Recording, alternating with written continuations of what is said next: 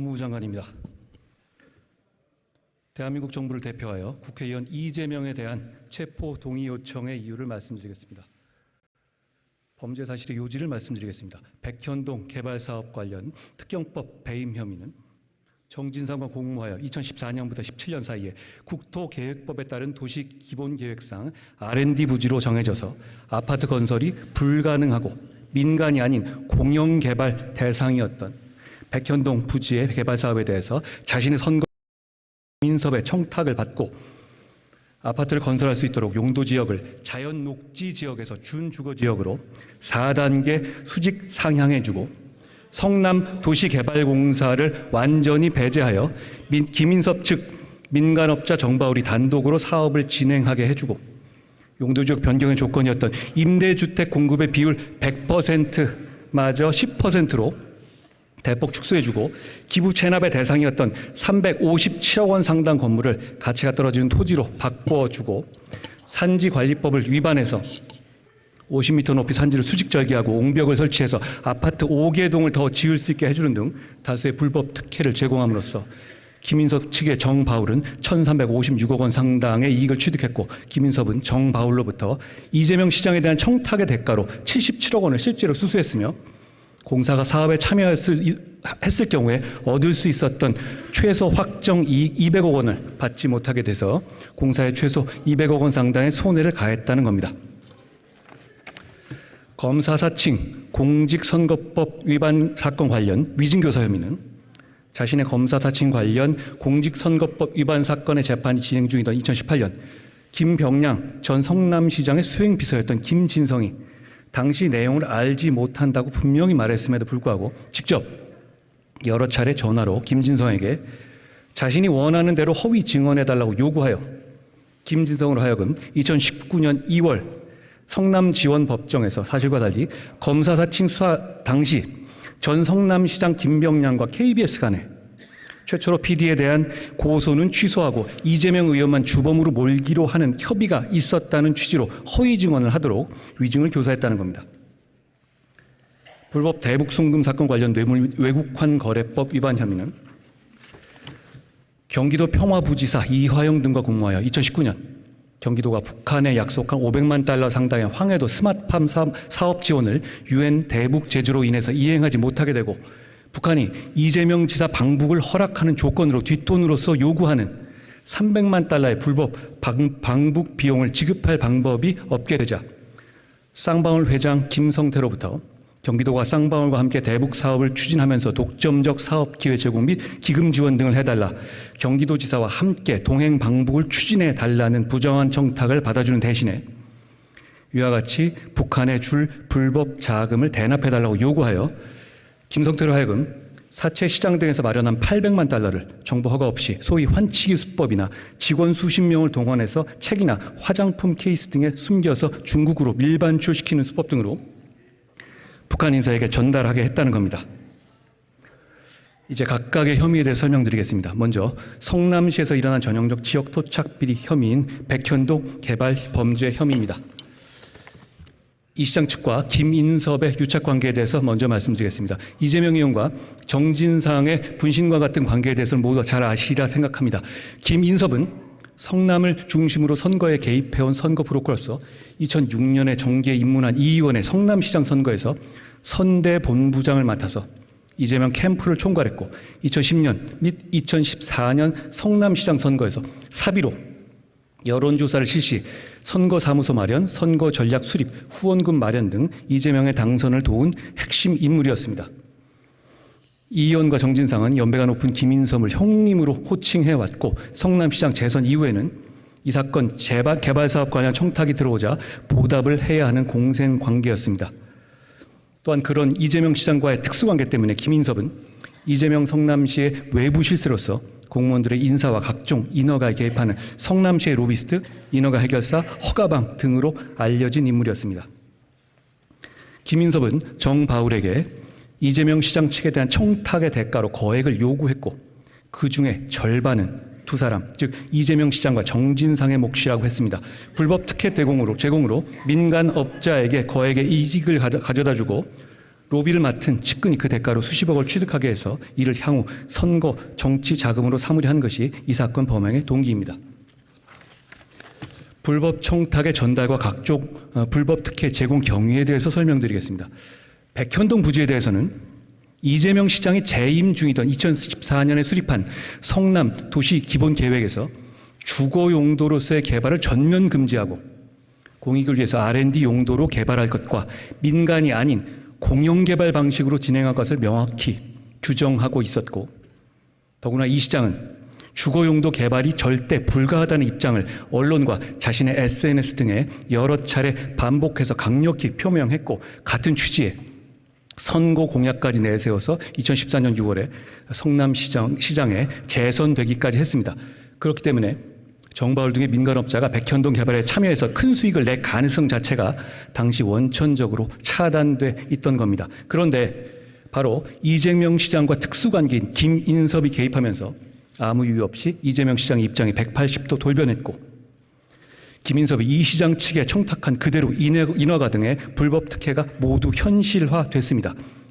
즉, 김인섭 측의 수익 극대화를 위해서 첫째, 해당 부지를 무려 4단계 용도 상향해서 자연녹지 지역에서 준주거 지역으로 전례 없이 파격적으로 용도 변경해줬고, 이게 얼마나 말도 안 되는 것인지는 부동산 개발에 조금이라도 관심이 있는 사람이라면 알 수 있을 겁니다.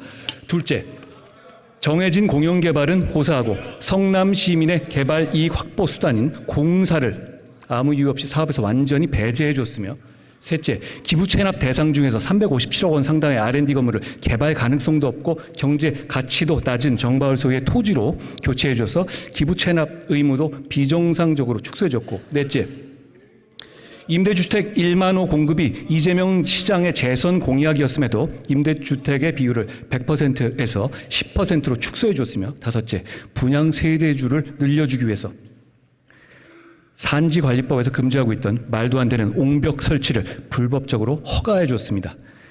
국민들께서 뉴스로 보시고 놀란 바로 그 옹벽이 맞습니다. 김인섭의 말도 안 되는 청탁을 들어준 겁니다.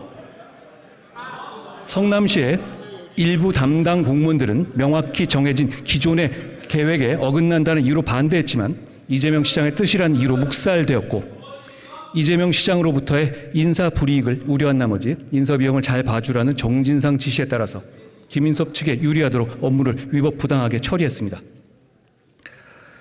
이에 더하여 김인섭 측 민간업자 정바울은 공영 개발 시 따르는 공적 감시가 없는 틈을 타서 분양대금 등의 수백억 원을 횡령하여 구속 기소됐는데, 그 손해는 고스란히 시민들의 분양대금에 반영되었고, 불법적으로 허가되어 설치된 옹벽은 그 붕괴 위험성으로 인해서 소송이 진행되는 등 공사에 직접 손실을 통한 성남 시민의 피해 외에도 각종 피해가 고스란히 성남 시민에게 더해진 상황입니다. 다음으로 위증교회 교사 혐의에 대해서 설명드리겠습니다. 이재명 의원은 2018년 경기도지사 후보 TV 토론에서 과거 유죄 판결을 받은 소위 검사 사칭 사건에 대해서 얘기하면서 가담 사실을 부인하면서 누명을 썼다고 허위 발언했는데, 이로 인해서 공직선거법 위반죄로 기소되어 재판받게 되었고, 유죄 판결 시 도지사 직업이 상실되고 향후 대통령 선거에 출마가 불가능해지는 상황이었습니다. 2002년 검사 사칭 사건 당시에 피해자였던 김병량 성남시장이 이미 사망한 상황에서 반론을 제기할 당사자가 없다고 생각한 이재명 지사는 허위 증언을 통해서 재판을 방해하기로 계획하고, 앞서 설명드린 백현동 개발 비리 사건과도 관련되어 있는데, 이 지사는 마침 2002년 당시에 김병량 성남시장의 수행비서로 근무했던 김인섭이 김인섭을 도와서 백현동 개발 사업의 인허가 알선에 관여하고 있어서 자신이 영향력을 행사할 수 있다는 사실을 알고 정진상과 김인섭을 통해서 김진성에게 접근하여 허위 증언을 요구했습니다. 이 지사로부터 수차례 전화 통화를 통해서 집요하게 위증 요구를 받은 김진성은 이 지사가 요구하는 내용에 대해서 모른다고 답했지만, 이 지사의 거듭된 요구에 위증하기로 수락하고, 위증에 대한 부담으로 당초 처음 재판길에 불출석까지 했다가 현직 도지사의 요구를 거절하기 어렵고, 거절할 경우에 김인섭으로부터 백현동 사업 알선 대가로 대가도 받지 못할 것을 우려한 나머지 이 지사가 요구하는 대로 재판에서 위증했습니다. 이 위증은 그냥 위증이 아니라 재판 결과에 직결된 재판 결과를 뒤바꿀 만한 위증이었고 결국 이재명 지사에 대해서 무죄가 선고돼서 확정됐고 그 결과 이재명 지사는 경기지사 임기를 무사히 마치고 대선에까지 출마할 수 있었습니다. 다음으로 불법 대북 송금 관련 뇌물 및 외국환 거래법 위반 혐의에 대해서 설명드리겠습니다. 자신의 정치적 입지 확보를 위해서 조폭 출신의 사업가와 결탁하여 개인적 이익을 위해서 거액의 외화를 유엔 대북 제재까지 위반해가며 불법적으로 북한에 제공하여 국제 안보까지 위협한 중대 범죄 혐의입니다. 남북평화 분위기 조성과 2018년 4월 1차 남북 정상회담 등에 대한 국민 관심 고조로 대북 이슈의 정치적 효용이 커지자 이재명 지사는 경기도 지사 선거 공약에 다수의 남북 교류 협력 사업 관련 공약을 제시하고 도지사 취임 직후에는 지자체 최초로 평화부지사와 평화협력국을 신설해서 이화영을 평화부지사로 임명하는 등 경기도의 대북 사업을 적극적으로 추진하기로 계획했습니다. 그런데 2018년 9월에 열린 제3자 남북 정상회담의 특별 수행단 선발에서 박원순 서울시장, 최문순 강원도지사 등은 포함된 반면 이재명 지사는 제외됐고 이에 이재명 지사는 중앙정부와 별개로 경기도의 독자적인 대북 사업과 자신의 방북을 추진하게 됐습니다. 이를 위해서 경기도 평화부지사 이화영을 신을 대리하고 의원 여러분, 국민들이 관심을 가지고 지켜보고 있습니다. 좀 의석에서 조용히 경청해 주시고 한동훈 법무부 장관께서는 좀 요약해서 설명해 주시기 바랍니다.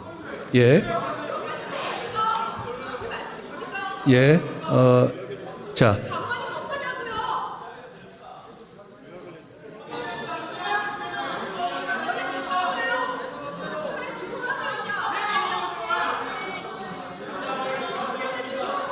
대북 제재로 인해서 경기도에서 그런 북한 지원을 하는 것이 불가능하다는 것을 알게 되자 경기도의 대북 사업과 자신의 방북이 수포로 돌아갈 것을 우려해서 북한에 돈을 줄 방법을 찾게 됐고 결국 쌍방울 회장 김성태에게 그 돈을 대신 내게 한 겁니다.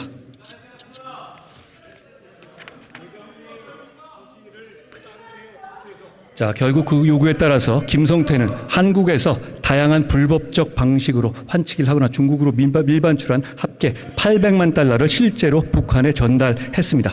그 과정에서 현재 해외 도피 중인 역시 조폭 출신 KH그룹 7사주 배상윤도 김성태의 이지사 방북 추진 과정에서 2회 국제대회 비용 중의 일부를 지급한 사실도 확인됐습니다. 증거 설명입니다. 시간 관계상 극히 일부 증거만 예시하여 설명드리겠습니다. 백현동 사업 관련입니다. 이재명 의원은 김인섭과의 유착관계 자체를 부인하며 2010년 성남시장 당선 후에 김인섭을 멀리했다고 주장합니다. 그러나 이재명 의원 주장과 달리 2014년 재선 때도 김인섭이 자비로 선거사무소로 쓸 사무실을 마련하고 차명 후원금 1,000만 원까지 냈음을 보여주는 2014년 계좌거래 내역과 선거 후원금 내역, 선거사무소 건물주 이름을 빌려준 김인섭 지 2명의 진술, 이재명 의원의 주장과 달리 수십 년간 김인섭이 이 의원의 선거와 정치활동을 지원했다는 김인섭, 유동규 등 측근들의 일관된 진술,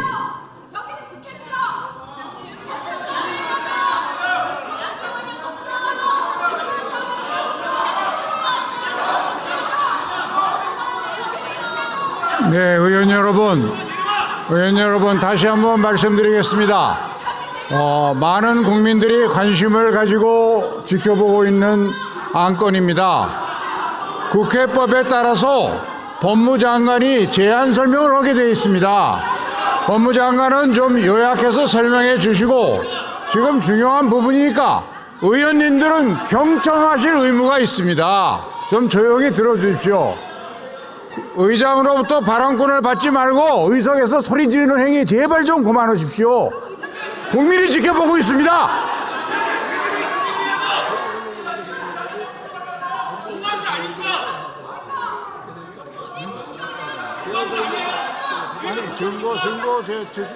증거는 제시해야지. 증거 제시가 제일 중요한 관점이에요.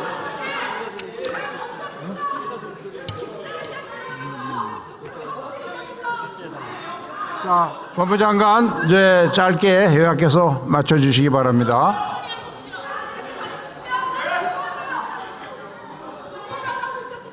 자, 이재명 의원을 비롯해서 민주당 의원들께서 이 사안 자체가 증거가 없다고 주장하고 계시기 때문에 저는 국민들 앞에서 설명할 의무가 있는 겁니다.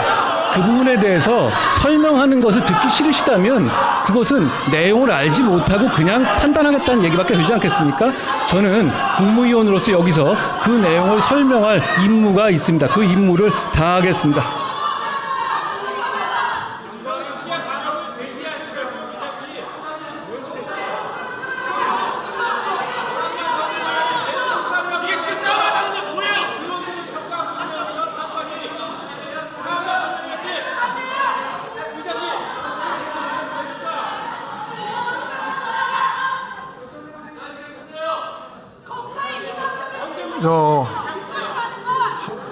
법무장관님, 법무장관, 아직도 양이 많이 남았습니까? 그래서 나머지는 이렇게 서면으로 제출하거나 그러면 안 될까요? 좀 짧게 주려고요. 그래요.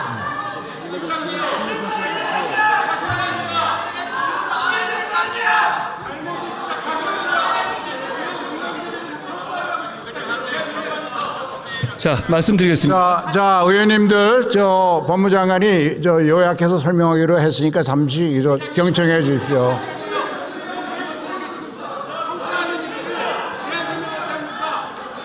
자, 지금 이것은 어떤 인물에 대한 문제가 아니라 범죄 혐의에 대한 내용입니다. 그 범죄 혐의에 대한 내용을 어떤 내용의 수사가 됐는지를 모르면서 어떻게 판단하시려고 합니까? 당연히 저는 이걸 설명할 의무가 있고요.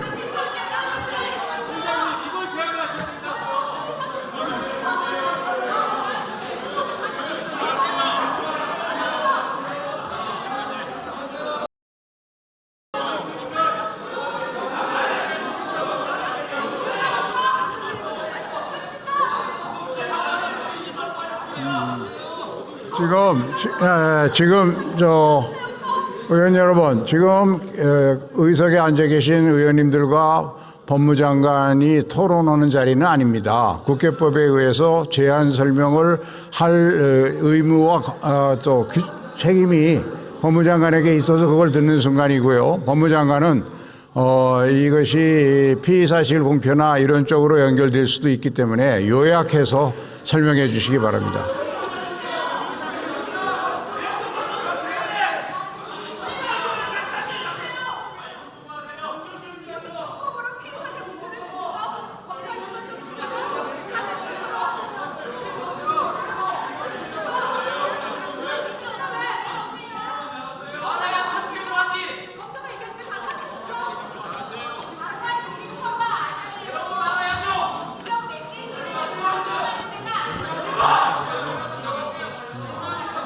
저는 국무위원으로서 이재명 의원의 범죄 혐의를 국민들 앞에 설명할 의무가 있습니다. 그걸 방해하시는 이유를 제가 이해하지 못하겠고요. 저 설명하겠습니다.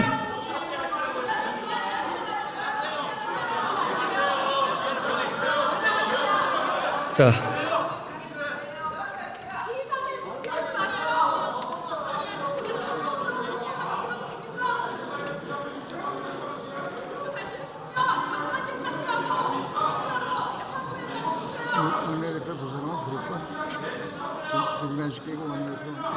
계속합니다.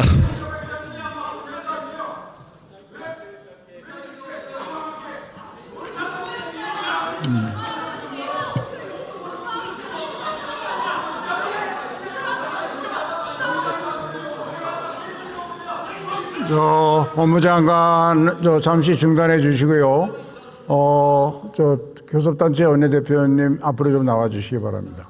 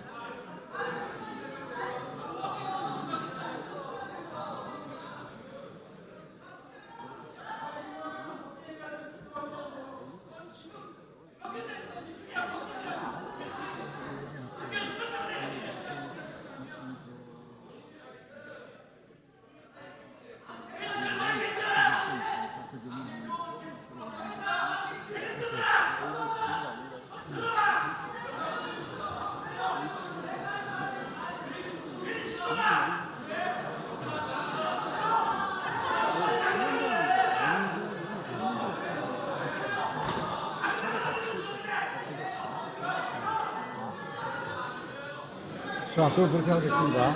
자, 의원 여러분, 예, 의원 여러분, 예, 좀 조용히 해주시죠.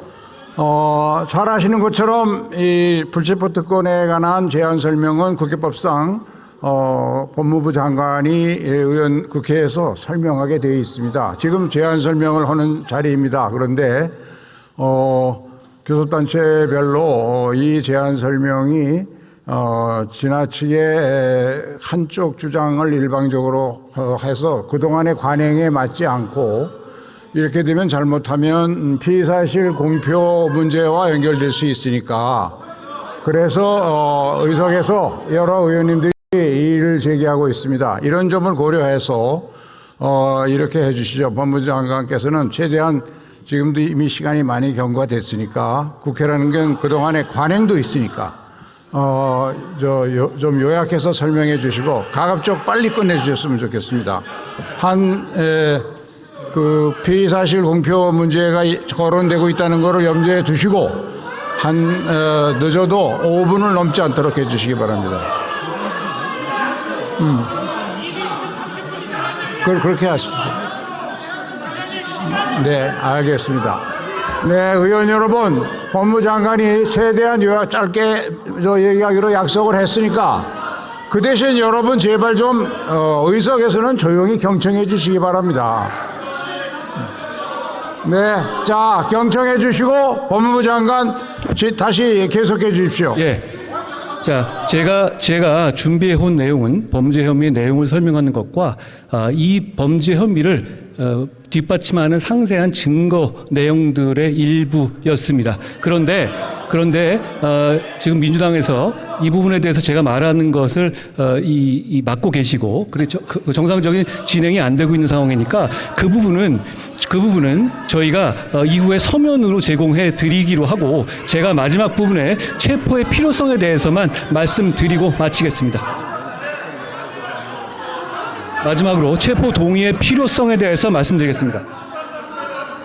대장동 위례 그리고 오늘의 백현동 사업 비리까지 모두 이재명 의원이 약 8년간 성남시장 시절에 잇따라 발생한 대형 개발 비리 사건들입니다.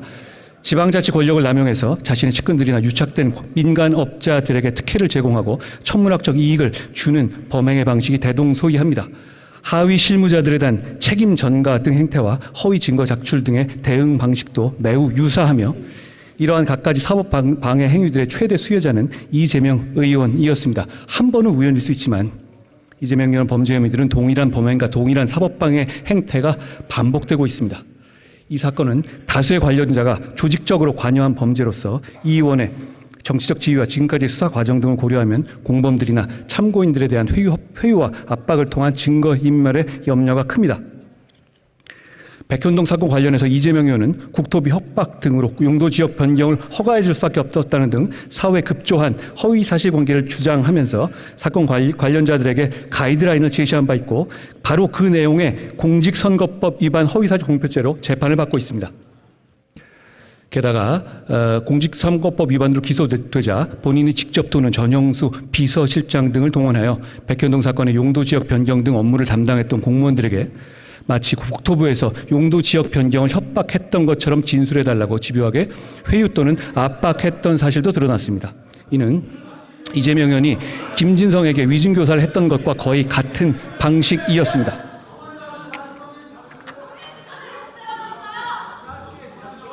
이 사안들의 입증 정도에 있어 특이한 점은 이재명 의원을 제외한 공범 또는 관련자들에 대한 법원의 본재판 또는 구속영장 재판에서 이미 사실관계의 대부분이 법원의 판단으로 확인된 사안들이라는 점입니다.